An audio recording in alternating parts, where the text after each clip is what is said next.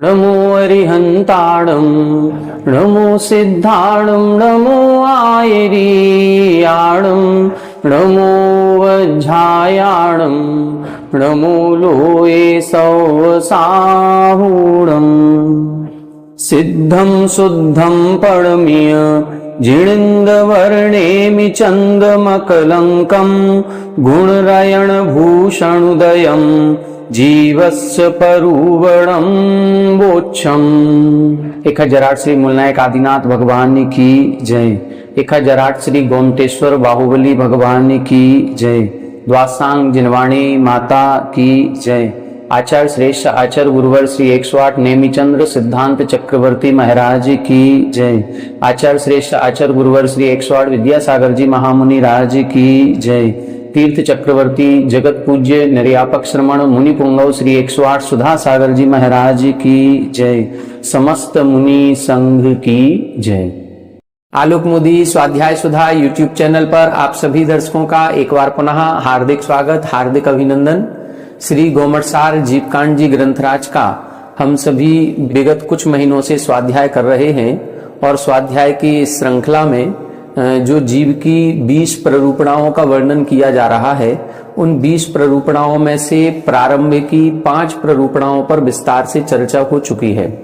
फिर इसके बाद अपन ने मार्गणा महाअधिकार प्रारंभ किया था, जिस महाअधिकार के अंतर्गत 14 प्ररूपणाओं का वर्णन किया गया है, जिसमें सबसे पहली मार्गणा गति मार्गणा पर अपनी चर्चा चल रही है और उस गति मार्गणा के अंतर्गत चारों गतियों के स्वरूप को समझा और फिर चारों गतियों के स्वरूप को समझने के बाद चारों गतियों में स्थित जीवों की संख्या का वर्णन अपना चल रहा है। इस संख्या में भी नरक गति में जो 7 पृथ्वियां होती हैं, उन 7 पृथ्वियों में पृथक पृथक जीवों की कितनी संख्या होती है और सामूहिक रूप से संपूर्ण नारकी जीवों की संख्या कितनी है, इसको अपन ने समझ लिया है। फिर इसके बाद पिछली कक्षा में अपन ने त्रियंच गति पर चर्चा की थी, जिसमें त्रियंचों के 5 भेद बताए गए थे। एक सामान्य त्रियंच, फिर पंचेंद्रीय त्रियंच, पर्याप्त त्रियंच, अपर्याप्त त्रियंच और योनिनी त्रियंच।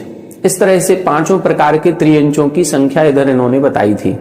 इन्होंने एक सामान्य सा एक सिद्धांत रखा था, जिसमें इन्होंने बताया कि इस संसार में 4 गतियों के जीव हैं और उन टोटल 4 गतियों के जीव में से यदि हम मनुष्य, नरक और देव गति के जीवों को हटा दें तो केवल जो संख्या बचेगी वो केवल मात्र त्रियंचों की संख्या रहेगी।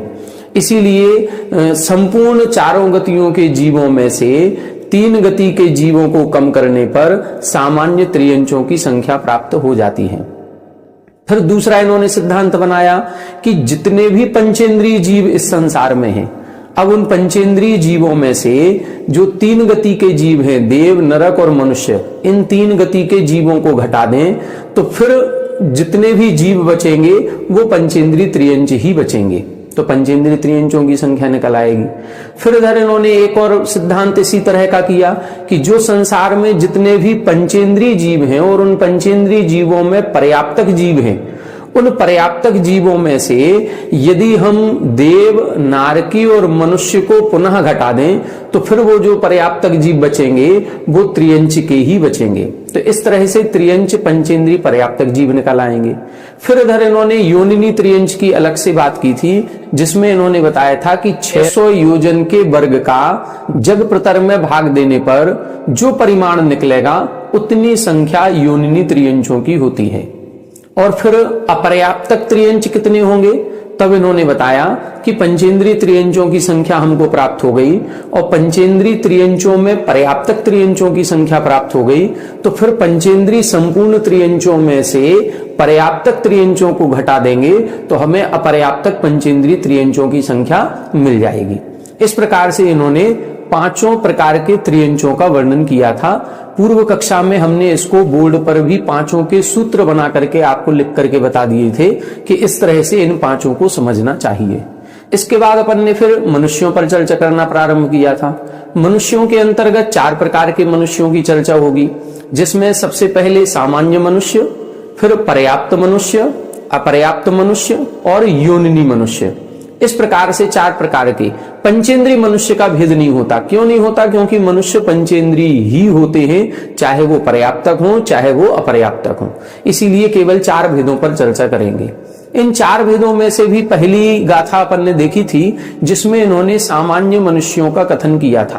तो सामान्य मनुष्यों की कथन करते हुए इन्होंने लिखा था कि जो श्रेणी यानी श्रेणी है, जग श्रेणी, जग श्रेणी कितनी है? 7 राजू लंबी है और 1 प्रदेश चौड़ी, 1 प्रदेश मोटी। अभी कुछ जिज्ञासाएं हमारे मोबाइल पर व्हाट्सएप पर आई हैं जिसमें इन्होंने पूछा है कि जग श्रेणी को 7 राजू का ही क्यों लिया, जबकि लोक तो 14 राजू का है। बात लोक की लंबाई से नहीं है, हमें घनफल निकालना है और घन जब निकलता है तो घनफल लंबाई गुणे चौड़ाई गुणे ऊंचाई की जाती है। अब लोक का जो आकार है वो सर्वत्र एक सा नहीं है।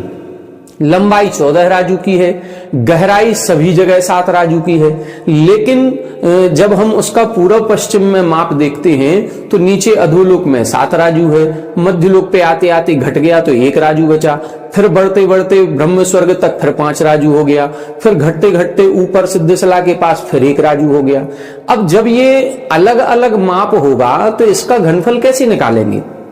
आप लोगों को यदि इसका घनफल निकालना सीखना है तो हमारी एक वीडियो इसमें डली हुई है जिसमें घनफल निकालने की विधियां बताई गई हैं।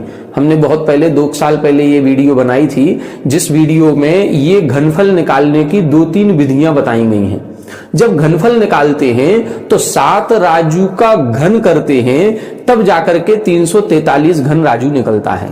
तो इसीलिए 7 राजू लंबी अपन ने श्रेणी मानी है और 7 राजू की जब श्रेणी होगी अब उसका वर्ग करेंगे जगत प्रतर तो वो 49 राजू का होगा और फिर जब उसका घन निकालेंगे तो 7 गुणे 7 गुणे 7 करेंगे तो 343 घन राजू हो जाता है।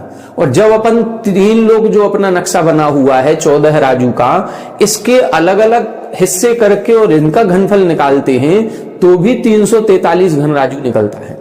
तो यहां पर लोक शब्द तीसरा नंबर पर निकालना, जैसे अपन ने सूच्यंगुल है, फिर प्रतरांगुल है, फिर घनांगुल है, इसी तरह से जग श्रेणी है, फिर जगत प्रतर है और फिर जग का घन कहें या लोक कहें एक ही चीज है। तो इसीलिए इन्होंने जग श्रेणी को 7 राजू का लिया है। चूंकि मनुष्य की अपनी चर्चा चल रही है तो इधर इन्होंने सामान्य मनुष्यों की संख्या में बताया था कि जो श्रेणी है अर्थात श्रेणी जग श्रेणी है उस जग श्रेणी में सूच्यंगुल के आदिम तदीय पद भाजी, सूच्यंगुल का प्रथम वर्गमूल उसका भाग लगाएं। अब प्रथम वर्गमूल का भाग लगाएंगे जग श्रेणी के प्रमाण में तो जितना भागफल निकलेगा उस भागफल में पुनः सूच्यंगुल के तीसरे वर्गमूल का भाग लगाएं, दूसरे का नहीं तीसरे का। हमने वर्गमूल निकालना आपको बताया था। वर्गमूल जैसे संख्या अपनी 256 लेंगे तो 256 का पहला वर्गमूल निकालेंगे तो 16 निकलेगा और फिर दूसरा निकालेंगे तो 4 निकलेगा और फिर तीसरा निकालेंगे तो 2 निकलेगा। तो सबसे पहले तो हमें प्रथम वर्गमूल का भाग लगाना है। माना कि जो सूच्यंगुल है उस सूच्यंगुल में 256 प्रदेश आते हैं तो अब 256 प्रदेश सूच्यंगुल में है, इसका प्रथम वर्गमूल कितना निकला? 16। तो इस 16 का भाग लगाएंगे जग श्रेणी के प्रदेशों में, जितना भागफल निकला अब उसमें फिर हम सूच्यंगुल का तीसरा वर्गमूल कितना निकला? 2। अब 2 का भाग लगाएंगे और फिर 2 का भाग लगाने के बाद जो भागफल निकलेगा उसमें 1 ऊना 1 और कम कर दें। 1 की संख्या कम करते ही फिर जो संख्या बनेगी वो सामान्य मनुष्यों की संख्या कहलाएगी। सामान्य मनुष्य का मतलब इसमें पर्याप्तक भी है, अपर्याप्तक भी है, स्त्री वेदी भी है, पुरुष वेदी भी है, सारे सभी प्रकार के मनुष्यों की संख्या कुल टोटल कितनी हो गई? इतनी निकलेगी। अब इसके बाद अपन बाकी के अन्य पर्याप्तक, अपर्याप्तक और योनिनी की अलग अलग संख्या निकालेंगे। तो सबसे पहले ये पर्याप्तक मनुष्यों की संख्या बता रहे हैं कि पर्याप्तक मनुष्यों की संख्या कितनी होती है। तब इधर इन्होंने लिखा था पंचम कदी घण समापना, ये लाइन याद करनी है। पंचम कदी घण समापना। अपन लोगों ने कई बार महाराज श्री लोगों के प्रवचनों में सुना होगा कि मनुष्यों की संख्या कितनी है? 29 अंक प्रमाण है। तो 29 अंक प्रमाण ये संख्या अब इधर बता रहे हैं। ये किसकी संख्या है? ये पर्याप्तक मनुष्यों की संख्या है। अपर्याप्त मनुष्य तो असंख्यात होते हैं, ये संख्यात है। 29 अंक प्रमाण में हम इनको गिन सकते हैं। ये संख्या पता चल गई कि ये इसमें 29 अंक हैं। जब अंक ही अनलिमिटेड हो जाएं तो हम उसको बोलते हैं असंख्यात। तो यहां जो अपन ने ऊपर की लाइन में संख्या निकाली है, ये सामान्य मनुष्यों की संख्या है। और सामान्य मनुष्य कितने निकल रहे हैं? जग श्रेणी में असंख्यातों प्रदेश होंगे। उन असंख्यातों प्रदेशों में हम सूच्यंगुल के प्रदेशों का भाग लगा रहे हैं। अब सूच्यंगुल का भी वर्गमूल का भाग लगा रहे हैं। तो सूच्यंगुल में कितने से होंगे? कहां हम 1 अंगुल के प्रदेशों की बात कर रहे हैं और कहां जग श्रेणी 7 राजू की है। अब 7 राजू के प्रदेशों में हम अंगुल भर के प्रदेशों का उसका भी वर्गमूल निकाल करके भाग लगाएंगे तो कितना सा अंतर पड़ेगा। मतलब जग श्रेणी असंख्यातों की संख्या मनुष्यों की निकलेगी। अब ये जो असंख्यातों की संख्या मनुष्यों की निकली है, इसमें से हम पर्याप्त मनुष्यों को घटा देंगे तो अपर्याप्त मनुष्यों की संख्या आएगी। इसका मतलब है कि अपर्याप्त मनुष्य असंख्यातों होते हैं, जिनको हम सम्मूलचन मनुष्य कहते हैं या जिनको हम लब्ध पर्याप्तक मनुष्य भी कहते हैं। तो ये इनकी संख्या असंख्यात है, पर्याप्तकों की संख्या संख्यात है। अब पर्याप्तकों की संख्या कितनी है? तब इधर इन्होंने लिखा था पंचम कदी घण समा पुन्ना। पुन्ना यानी पर्याप्तक, समा यानी समान। किसके समान है? पंचम कदी घण। पंचम कृति का मतलब होता है वर्ग। ऊपर की लाइन में अपन ने वर्ग मूल निकाला था, अब अपन को वर्ग करना है। कौन सा वर्ग करना है? 5वां वर्ग करना है। और 5वें वर्ग की जो राशि निकलेगी उसका फिर घन करना है। घन का मतलब उसको आपस में 3 बार गुणा करना है। फिर जितनी संख्या निकलेगी उतनी संख्या के बराबर पर्याप्त मनुष्य होते हैं। हमने आपको ये होमवर्क के रूप में दिया था कि इसका आप सभी को गुणा करके देखना है और उसकी फोटो हमको भेजनी है। बड़ी प्रसन्नता और खुशी की बात है कि आप लोग बहुत मेहनत कर रहे हैं और कई सारे लोगों ने हमको उसकी फोटो खींच करके भेजी है। ये बात भी है कि यदि इस वीडियो को अभी तक हमने परसों पोस्ट की थी, उसको 2 दिन में लगभग 200-250 लोगों ने देखा है, लेकिन हमारे पास लगभग केवल 25, 30, 40 लोगों के ही मैसेज आए हैं, बाकी लोगों के नहीं आए। तो या तो उन्होंने बाकी लोगों ने मेहनत नहीं की या उन्होंने अभी टाल दिया, उनको समय नहीं मिला। करना सबको है, करेंगे तो आपका ही ये गणित में भी दिमाग लगेगा और शुभोपयोग भी बनेगा। जितनी देर तक हम इन ग्रंथों की गुणा भाग करेंगे उतनी देर तक हमारा शुभोपयोग है, अन्य पाप क्रियाओं से हम बचेंगे। दूसरी बात कि ये जो गुणा भाग करना है, ये गुणा कैलकुलेटर से नहीं होगा। एक जन ने तो हमको कैलकुलेटर की फोटो खींच के भेजी, लेकिन वो कैलकुलेटर में 29 अंक आएंगे ही नहीं। कोई कितना बड़ा से बड़ा कैलकुलेटर ले लेना, कैलकुलेटर में इतने बड़े अंक नहीं आएंगे। तो कैलकुलेटर से नहीं होगा, ये आपको कॉपी पर लिख करके करना है। कैसे करना है, कितना प्रमाण निकलेगा, इसको अपन करके देखते हैं, फिर इसके बाद आगे की गाथा देखेंगे। देखें, इसमें सबसे पहले लिखा है पंचम कदी। कदी का मतलब क्या बताया था हमने? कृति। वर्ग जब भी प्रारंभ होगा 1 में 1 का गुणा करेंगे तो क्या आंसर निकलेगा? 1। इसीलिए 1 से शुरू नहीं होगा। वर्ग कहां से शुरू होता है? 2 से। तो सबसे पहले हमने 2 लिखा, 2 में 2 का गुणा किया तो कितना हुआ? 4। फिर 4 में 4 का गुणा करेंगे तो कितना होगा? 16। फिर 16 में 16 का गुणा करेंगे तो कितना होगा? 256। फिर 256 में 256 का गुणा करेंगे तो कितना होगा? 65,536। ये चौथी कृति हो गई। पहली कृति, दूसरी कृति, तीसरी कृति, चौथी कृति, मतलब चौथी कृति में हम इधर तक पहुंच गए। फिर 5वीं कृति जब होगी तो 65,536 गुणे 65,536। अब कितना निकलेगा? अब जो निकलेगा वो निकलेगा 42, 94, 96, 72, 96। ये जो संख्या निकलेगी अपनी, ये पंचम कृति हो गई। अब ये जो पंचम कृति है इसका घन करना है। घन करने का मतलब होता है, अभी अपन वर्ग निकाल रहे हैं, वर्ग में उसी संख्या का गुणा उसी संख्या में किया जाता है एक बार। लेकिन जब घन निकाला जाता है तो उसी संख्या को 3 बार आपस में गुणा करना है। घन कैसे निकलेगा? 2 गुणे 2 गुणे 2, मतलब लंबाई गुणे चौड़ाई गुणे ऊंचाई, इस तरह से घन निकलता है। तो 3 बार करेंगे तो इसका कितना निकलेगा? 8। अब इसी तरह से इस 92, 94, 96, 72, 96 इसका अपन को घन करना है। तो अब क्या करेंगे? 42, 94, 96, 72, 96 गुणे 42, 94, 96, 72, 96। जब इसका आप केवल एक बार में गुणा करेंगे तब जो संख्या निकलेगी वो निकलेगी 18, 44, 67, 44, 0, 7, 37, 0, 9, 55, 16, 16 ये संख्या निकलेगी। अब देखें आगम की भाषा में इसको क्या कहते हैं ये भी समझें। ये जो 42 निकलता है इस 42 को बोलते हैं बादाल। ये हमें ऐसा लगता है कि 42 ये जो संख्या जो ऊपर की निकली है इसको बोलते हैं बादाल।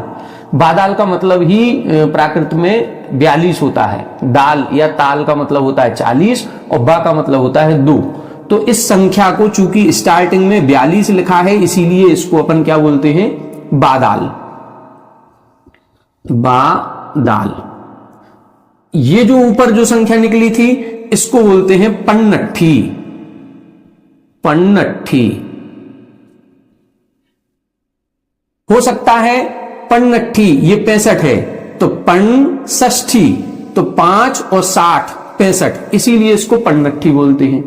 फिर इसके बाद जब इनका गुणा करेंगे तो ये जो संख्या निकली है इसको बोलते हैं एकट्ठी। एक अट्ठी, ये आधा अट्ठा और अट्ठा, एकट्ठी। एकट्ठी क्यों बोलते हैं? क्योंकि यहां 18 है तो 18 से एकट्ठी इन्होंने लिया हुआ है। तो इस प्रकार से ये जो संख्या निकलेगी ये संख्या को अपन पन्नट्ठी, बादाल और एकट्ठी कहते हैं। इसके आगे की संख्या अभी ग्रंथ में नहीं दी है। अब इसके आगे इसका भी वर्ग करें तो भी कोई ना कोई संख्या निकलेगी।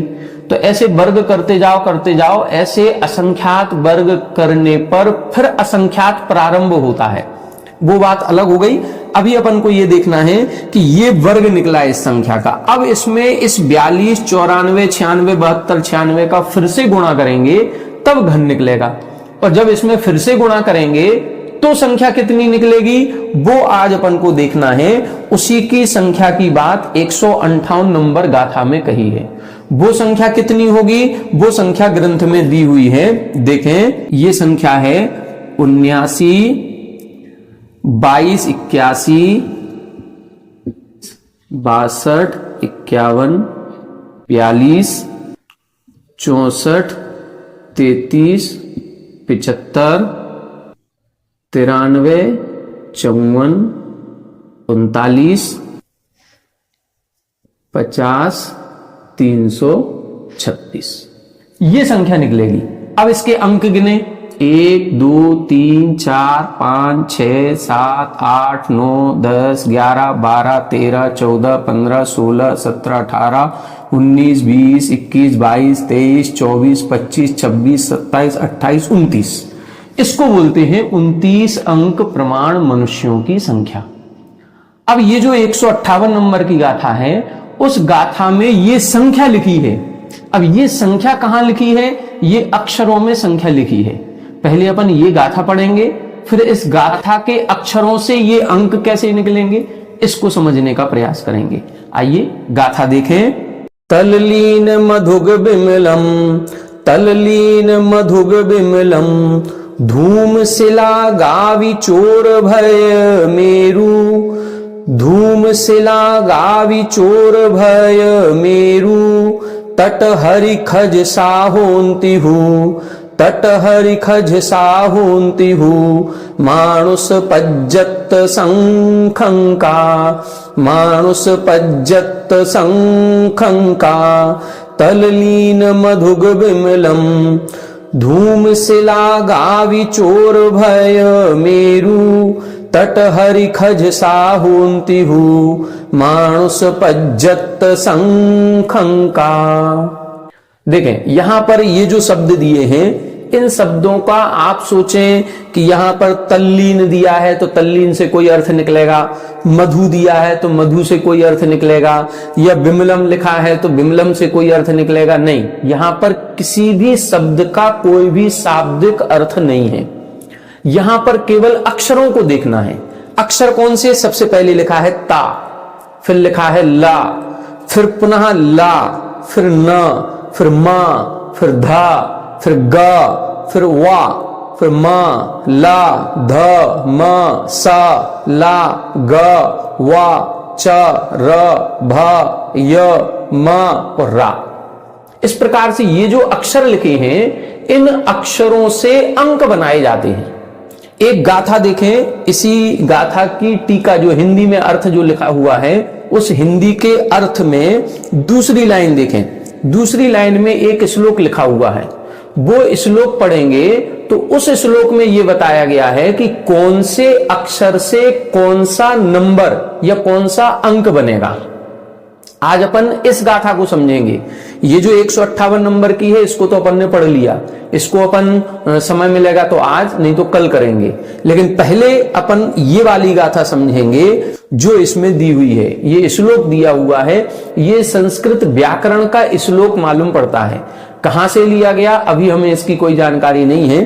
देखें, कटपय पुरस्थ वर्णैर, कटपय पुरस्थ वर्णैर नव नव पंचाष्ट कल्पितैः क्रमशः, नव नव पंचाष्ट कल्पितैः क्रमशः स्वरयन शून्यं संख्या, स्वरयन शून्यं संख्या मात्रो परिमाक्षरं त्याज्यं, मात्रो परिमाक्षरं त्याज्यं कटपय पुरस्थ वर्णैर नव नव पंचाष्ट कल्पितैः क्रमशः स्वरयन शून्यं संख्या मात्रो परिमाक्षरं त्याज्यम। देखें, अब इसका अर्थ अपन को लगाना है। यहां बता रहे हैं जो अपनी वर्णमाला है, आप सभी को वर्णमाला याद करनी है, याद होगी। हो सकता है 55 साल हो गए, 60 साल हो गए, 70 साल हो गए तो वर्णमाला का क्रम भूल गए हों। यदि भूल गए हैं तो अब आचार्य महाराज अपन को फिर से वर्णमाला याद करवा रहे हैं। वर्णमाला में क्या होता है, स्वरों को छोड़ दें, आ आ ई ई उ ऊ, अभी इनकी कोई चर्चा नहीं करनी है। व्यंजनों को देखेंगे, और व्यंजन जो होते हैं उनको 5 वर्गों में विभाजित किया गया। कवर्ग, चवर्ग, टवर्ग, तवर्ग और पवर्ग। इनको संस्कृत में बोलते हैं कु, चू, टू, तू, पू। छोटा ऊ की मात्रा लगाते हैं। कवर्ग, कु लिखेंगे, यदि कहीं किसी सूत्र में कु लिखा है तो कु का मतलब है कवर्ग। चू, चू का मतलब चवर्ग। टू, टू का मतलब टवर्ग। तू का मतलब तवर्ग और पू का मतलब पवर्ग। ऐसे 5 वर्ग होते हैं। अब इन वर्गों में क्या होता है, 5-5 अक्षरों का समूह होता है। जैसे कु, कवर्ग, तो अपन बोलेंगे क, ख, ग, घ, ग। चवर्ग में च, छ, ज, झ, य। टवर्ग में ट, ठ, ड, ढ, ण। तवर्ग में त, थ, द, ध, न। और पवर्ग में पा, फा, ब, भ, म।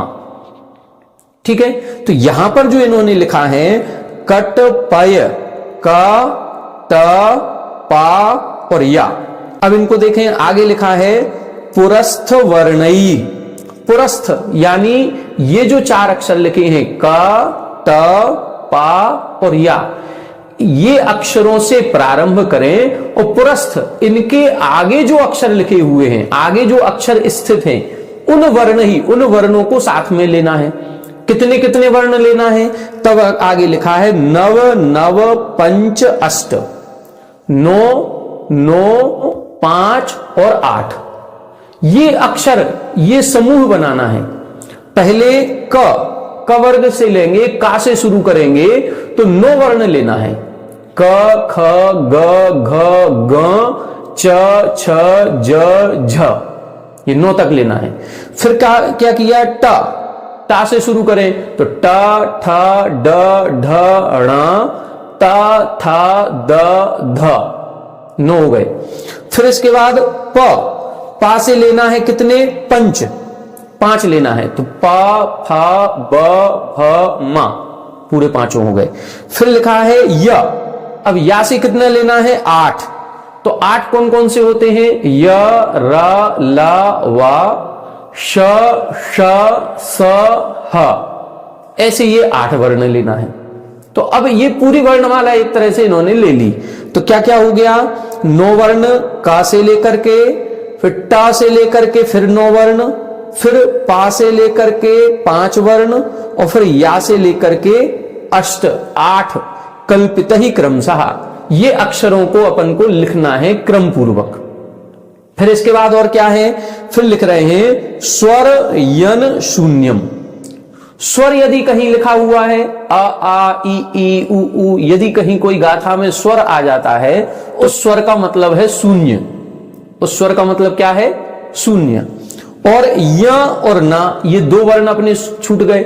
जैसे का से लेकर के 9 लिए थे, तो जो 10वां वर्ण था वो छूट गया, च छ ज झ या, तो या को इधर ले लिया।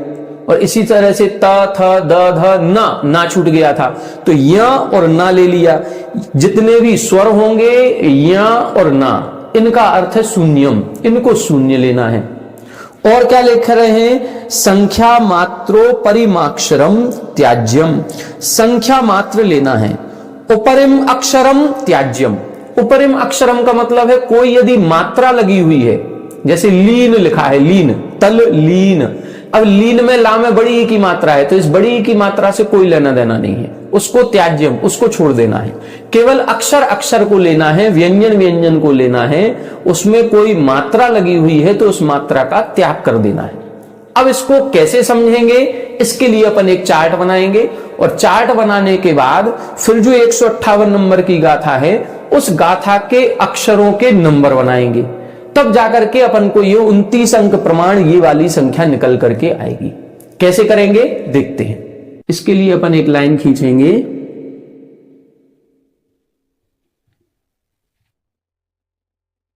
ठीक है। अब इस पर अपन नंबर लिखेंगे, 1 2 3 4 5 6 7 8 9 और 10 का लिखेंगे 0। इस प्रकार से ये अपन ने अंक लिख लिए। अब क्या करना है, अब इन अंकों के सामने देखें, ये अपन लिखेंगे क से लेकर के अपन को 9 अंक लगाने हैं। तो अपन क्या करेंगे, का, खा, ग, घ, ग, फिर च, छ, ज और झा। या अभी छोड़ देना है, ठीक है। 9 अंक लगाने थे, 9 लगा लिए। फिर इन्होंने क्या लिखा था, टा से लेकर के 9 अंक लगाने हैं। अब टा से करेंगे तो क्या लिखेंगे अपन, टा, ठा, ड, ढा, ण, फिर ता, था, द, ध। 9 हो गए, ना को छोड़ देंगे। फिर इसके बाद क्या करना था, पा से लेकर के 5 अक्षर लगाने हैं। तो अपन लिखेंगे पा, फा, बा, भा, मा, पूरा हो गया। फिर इसके बाद क्या लिखा था इन्होंने, या से लेकर के 8 अक्षर लिखने हैं। तो अपन क्या लिखेंगे, या, रा, ला, वा, फिर शा, फिर शा, फिर शा, फिर हा। ये 8 हो गए। फिर इसके बाद क्या लिखा था इन्होंने, स्वर यन शून्यम। स्वर यदि कहीं आता है, आ ई कोई आते हैं, तो अपन शून्य लिखेंगे। और या और ना, इसको भी शून्य लिखेंगे। तो या कहां आ गया, शून्य पर। तो या ये आ गया और इधर ये ना आ गया शून्य पर।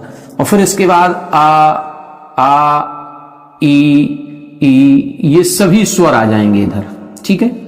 अब देखें, अब यदि ये जो अक्षर अपन ने लिखे हैं, इन अक्षरों से अपन को अंक बनाने हैं। तो जो 158 नंबर की गाथा है, उस 158 नंबर की गाथा को पढ़ेंगे और उसमें जो अक्षर दिया है वो अक्षर इधर मिलाएंगे, कहां है, और वो कौन से अंक के सामने है वो अंक अपन को लिखना है। जैसे क, ट, पा और या, यदि ये अक्षर आते हैं तो हम 1 नंबर लिखेंगे। यदि ख, ठ, फा और रा आता है तो 2 नंबर लिखेंगे। ग, ड, ब, ल आता है तो 3 अंक लिख देंगे। बस इस तरह से अपन को करना है। एक चीज और अपन को विशेष ध्यान रखनी है कि अंका नाम वामतो गति ही, जो अंक लिखे जाते हैं उनकी गति बाएं से होती है। अपन को दाएं से नहीं लिखना, बाएं से लिखना है। यहां पर मान लो सबसे पहले कौन सा अक्षर लिखा है, तल लीन, ता लिखा है। यदि ता लिखा है तो ये ता का कौन सा अक्षर बनेगा, ता देखो कहां आया है, ता ये आया 6 के आगे। तो अपन को 6 यहां से नहीं लिखना है, अपन 6 लिखेंगे लास्ट में। वो लास्ट वाले से बाएं से अपन को प्रारंभ करना है। ऐसे 29 अक्षर अपन को लगाने हैं। देखें कैसे लगेंगे, देखें त, ल, लीन। तो ता शब्द कहां है, यहां है। तो ता कौन से में है, 6 में। तो सबसे पहले अपन ने 6 लिख लिया। फिर क्या लिखा है, ला। ला कहां पर है, ये लिखा ला। तो ला के आगे कौन सा अक्षर है, 3। तो अपन लिखेंगे तल। फिर लिखा है लीन, तो फिर से ला आ गया, तो फिर से 3। फिर क्या आ गया, ना का शून्य था, तो ये हो गई शून्य। फिर मधु, तो मां कहां पर है, मां ये है 5 नंबर पर, तो 5 हो गया। फिर धा कहां पर है, त, थ, द, ध, ये है 9 नंबर पर, तो 9 लिखेंगे। ये हो गया मधु। अब इसमें ऊ की मात्रा है, उस ऊ की मात्रा को छोड़ देना है, ठीक है। फिर क्या लिखा है, ग कहां पर है, ये 3 नंबर पर, तो 3 लिख लें। फिर इसके बाद विमल, तो वा शब्द दिया है, या, र, ला, वा दिया है, तो ये 4 नंबर लिख दें। फिर मां दिया है, तो मां के लिए ये 5 नंबर लिख दें। फिर ला आ गया, विमल, ला में 3 अंक लिख लें, ठीक है। विमल के बाद धूम। अब धा आ गया, तो धा के लिए कहां लिखेंगे, त, थ, द, ध, तो 9 नंबर। फिर मां आ गया, तो मां के लिए 5 नंबर। फिर इसके बाद क्या लिखा है, धूम के बाद शिला गावी। शिला, सा कौन सा है, ये वाला, तो इधर 7 नंबर। फिर ला आ गया, तो ला के लिए 3 नंबर। फिर गावी, गा आ गया, तो गा के लिए फिर 3 नंबर। फिर वा के लिए 4 नंबर। फिर गावी के बाद क्या लिखा, चोर भय मेरू। चोर, चा आ गया, तो चा के लिए 6। चोर, रा आ गया, तो रा के लिए 2। फिर भा के लिए 4। फिर या के लिए 1। फिर मेरू, मां के लिए 5। और फिर रा आ गया, रा के लिए 2। फिर क्या लिखा नीचे, तट हरि खज सा। तट, ता आ गया, तो ता के लिए कौन सा था, त, 6 त। फिर टा कहां है, 1 नंबर पर, तट। फिर हरि, हा कहां पर है, 8वें नंबर पर, हा। फिर रा के लिए 2 नंबर, हरि हो गया। ख झ सा, खा कहां है, 2। फिर झ, छ ज झ, 9। और फिर सा, ये हो गया 7 नंबर। इस तरह से ये अपनी संख्या बन गई। अब देखो ये 29 अंक हो गए कि नहीं, 1 2 3 4 5 6 7 8 9 10 11 12 13 14 15 16 17 18 19 20 21 22 23 24 25 26 27 28 29। और इस संख्या को अब अपने इस ग्रंथ से नीचे मिलाएं तो यही निकलेगी 79 22 81। 79 22 81। फिर लिखा है 62 51 42। 62 51 42। फिर निकलेगा 64 33 75। 64 33 75। फिर इसके बाद 93 54 39। 93 54 39। और फिर 50 336। ये 50। इस प्रकार से इस गाथा का अर्थ लगाना है, ये पर्याप्त मनुष्यों की संख्या है। अब इसको इकाई दहाई सैकड़ा करके आप लोग पढ़ के देखना कहां तक पढ़ पाएंगे, क्योंकि 29 अंक हैं। हमारी संख्याएं करोड़, 10 करोड़, अरब, 10 अरब, खरब, 10 खरब, बस इसके बाद फिर हम लोगों को संख्याएं आती ही नहीं है। तो अब नील, पद्म, शंख जो भी होता हो वो उसको पढ़ करके देखिएगा। 29 अंक तक यदि पढ़ सकें तो, नहीं पढ़ सकें तो सामान्य से 29 अंक प्रमाण ये मनुष्यों की संख्या है, पर्याप्त मनुष्यों की। अब सामान्य मनुष्यों की जो संख्या बताई थी कि जग श्रेणी में अंगुल, जो सूच्यंगुल था उसके प्रथम वर्गमूल का भाग लगाएं, फिर जो भागफल निकले उसमें तृतीय वर्गमूल का भाग लगाएं, फिर जो भागफल निकले उसमें से एक कम करें। ये सामान्य मनुष्यों की संख्या थी। उस सामान्य मनुष्यों की संख्या में से अब ये वाली संख्या घटा दें तो अपर्याप्त मनुष्यों की संख्या निकलेगी। तो इस तरह से 2 की संख्या इधर इन्होंने बता दी, सामान्य मनुष्यों की हो गई और पर्याप्त मनुष्यों की हो गई। अब कल की कक्षा में अपन योनिनी मनुष्यों की पढ़ेंगे और अपर्याप्त मनुष्यों की संख्या कैसे निकलती है उसको देखेंगे, और साथ ही देवताओं की संख्या कैसे निकलेगी उसको देखेंगे। ये चार्ट आप लोग बना लें और एक बार बनाने के बाद फिर अपने आप से ये प्रयास करें इसको निकालने का, इसके अंक लिखने का। आपसे यदि ये बन जाता है तो ये समझ लो कि बहुत बड़ी चीज है आचार्यों की। देखो जरा कि इतने 29 अंक प्रमाण संख्या को एक ही गाथा में लिख दिया, कितनी बड़ी टेक्निक है। ये तो एक तरह की कोड वर्डिंग है। आज सेना के क्षेत्रों में, सेना में जो भी आदान प्रदान होता है संदेशों का, वो कोड वर्ड में होता है। आतंकवादी भी कोड वर्ड में इस्तेमाल करते हैं। तो ये आचार्यों की कोड वर्डिंग है, कौन से अक्षर को हम कौन सा अंक लिख रहे हैं। आजकल यदि मान लो किसी को कोई कॉन्फिडेंशियल लेटर लिखना है या कोई संदेश भेजना है तो आप अंकों में लिख करके और ये सब कुछ लिख सकते हैं। अब आप चाहें तो अपने नाम को अंकों में लिख करके देख सकते हैं कि हमारा नाम का अंक क्या बनेंगे, वो अंक बना सकते हो। तो ये उन्होंने ये पूरी कोड वर्डिंग दी है। ये है हमारे आचार्यों का मन मस्तिष्क, ये उनका ज्ञान, ये उनका क्षयोपम, जो 29 अंक प्रमाण संख्या को एक ही गाथा में समेट दिया और एक नई कोड भाषा अपन को दे दी है कि कटपय पुरस्थ वर्ण वाली। ये श्लोक हमेशा के लिए याद कर लें और इस श्लोक को लिख करके और फिर अपनी कोई भी गाथा, कोई भी संदेश ऐसा बना सकते हैं, कोई दूसरा पढ़ नहीं पाएगा, समझ नहीं पाएगा और हमारा संदेश इधर से उधर तक पहुंच जाएगा।